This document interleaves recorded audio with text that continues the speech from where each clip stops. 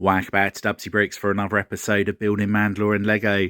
Last week I made a bit more progress on this building just here, but I had to make a decision regarding the corridors here.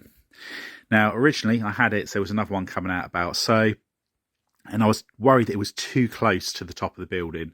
This is about as high as I want to go on there. I'm already at 100 odd bricks in height here, which is what I was planning on doing. So I don't really want to have to go about another 30 bricks higher, which I would have had to have done so to make it look right. The option I've got is I just leave the one corridor in and have the building suspended off of that one corridor, or I break this wall down a little bit, move this corridor down so I can then put another one in around about there. And I think that is the way I would like to go forward. A couple of reasons. One, I think it's just going to look a lot better. It's going to break up the massive grey section we've got here and what would have been above. But also, the building I'm going to be having suspended out of here is going to be that much sturdier. So I think that is definitely the way that I'm going to go forward with that. Now, luckily enough, I was able to get up to Dublin yesterday, and I went to both the Blanchardstown and the Grafton Street Lego stores. Blanchardstown, once again, fantastic service in there. Got chatting to Sive and Scott, and again, service absolutely fantastic. And I managed to pick up another 10 boxes of bricks, and I've got a load more of the grey 3x1. So it's going to enable me to get this building finished. And look at the multicolour filler brick that's in this mock. It's insane. The amount of bricks that have gone into this so far. And working on this mock is becoming increasingly hard in regards to getting to the very top of it here. It's so high up.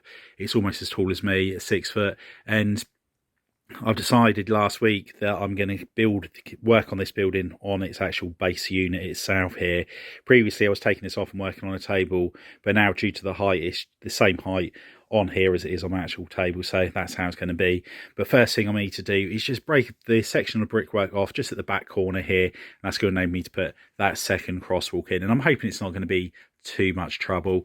There is obviously the structure inside, but again, the way I've built it, it is quite easy just to take off the bits that you need to get any amendments made to that. So let's get that started and get that second corridor in there. And that's the back and side all removed from here. And the way I've built it has been quite fortunate in the fact that I had a clean break on that section just there. So it came off really easily.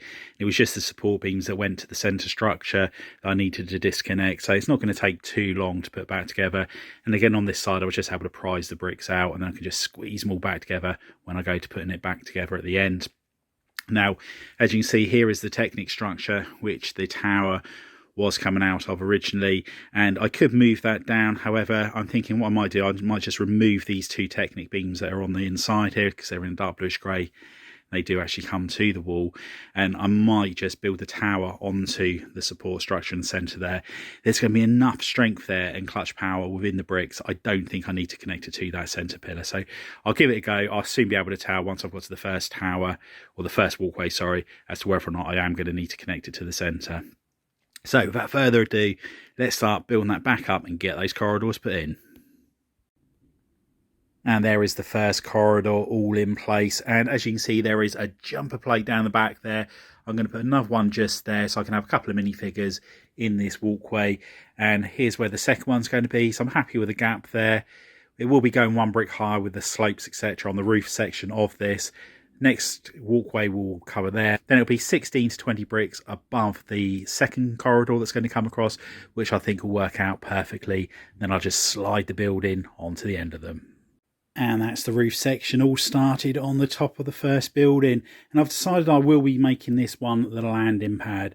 So originally this was going to be the palace area. However, the palace area doesn't need to be that wide, so I'm going to put it on the other building, and then I can scale the size of that building down. It will still be the same height, and as you can see, it's a massive building. This one is over 100 bricks in height, and that excludes the bottom base part on there. There are two walkways, they've been started, and I just need to find the right parts out so I can get those all finished off. Once I've done that, I can then start making the building that's going to slide on there. Put a few snot bricks on there, and that's just so I can add a few more details above this landing platform. Still got to do the doors on all three of these parts just here and finish this section, but really pleased with how this build is coming along. And that's both the corridors all completed, and I'm glad I went for two as opposed to one in the end. I think it does look so much better when you step back from there, and there's a fair bit of building above this. and this one is now going to have the landing platform on, and I'm thinking about having some of the buildings that overhang on the top of this and possibly on the side, but I'll decide that a little bit further down the line. Now on this section here, there are the Technic holes on the end of the building here, and that's I can clip the main building in place should I want to do so. However, it's not essential. On the bottom here, there is plenty of clearance from the bottom of that to the what would be the ground level here, and what I'm planning on doing is having the main building, and then there's going to be a platform that hangs from the building itself. So again, there'll be plenty of clearance on there. But yeah, really happy with how this is coming on. So now we've got those 2 corridors built, let's make a start on the building, which will be sliding on the end of it. And here is the start to the floating building, and at the moment it's just kept in place on 1 Technic pin. I'll put some tiles on the bottom there, so when it slides on there's no friction, nothing catching on it, and it goes on there nicely. So I just need to carry on building the walls up, put the roof across there, and then that will keep it pretty much in place, I would have thought. And then again I'll do the same on this top section just here. I'm thinking that 1 Technic pin is all it's going to need, because that's pretty sturdy in there as it is. On the side here, as you can see, I put a couple of slopes, and I'm going to do another pattern similar to this sort of thing on there. And on the front, we just have the blue glass with the dark bluish grey on that part as well. So let's carry on building it up and see how it looks. And the suspended building is attached to both the bottom and the top passageways now. There's a Technic pin under the floor about halfway along, and that's stopping the building from falling out at the top, as without it, it wasn't sitting in there quite snugly enough. Now that I've got that all sorted out, I can carry on building the walls up. Probably going to go about 4 or 5 bricks higher than the top section of that there. Then I'll put the roof section on. The pattern on the bottom here, I'm going to mirror image that on the top half of it. And the front section is going to be the same technique as I've done on this building here, where it just slides in and out. So I'll put some tiles on the floor. Just need to put something on the bottom to stop it sliding in any further. The floor and the ceiling sections just here and here will stop it going in at the top, so it should all work out quite well. Just need to make sure that the window section is strong enough. But anyway, let's carry on building and see how much more we can get done. And that's the floating building all in place on the corridors there. It's kept in place by a couple of Technic pins, however it is wanting to tilt to the left there. So what I need to do is actually build this onto that top corridor just there. So I'll remove the roof section, join it on, and then that'll be absolutely fine and kept in place. I don't need this to be a removable building now that I'm in the new property. Even though this mock will be moved into the new Lego room once the Lego room's all been constructed, it will fit through the doorway, so there's not a problem on that side of things. Still a lot of details I need to work out what I'm going to do inside here. Got a doorway to put there, then all the storytelling in these sections just here. Make the glass section that's going up there. But also I need to attach a platform to the bottom. So on the platform to come down to around about this part here, and you have like a lift shaft that's going to be going into it, which will take you up to the top buildings. But really pleased with how much I managed to get done this week, rebuilding this entire section just here, having the corridors moved down, and then building this section has been quite satisfying. I need to find out all of my blue glass pieces out. I've done what I've done with them. They're somewhere in the Lego room.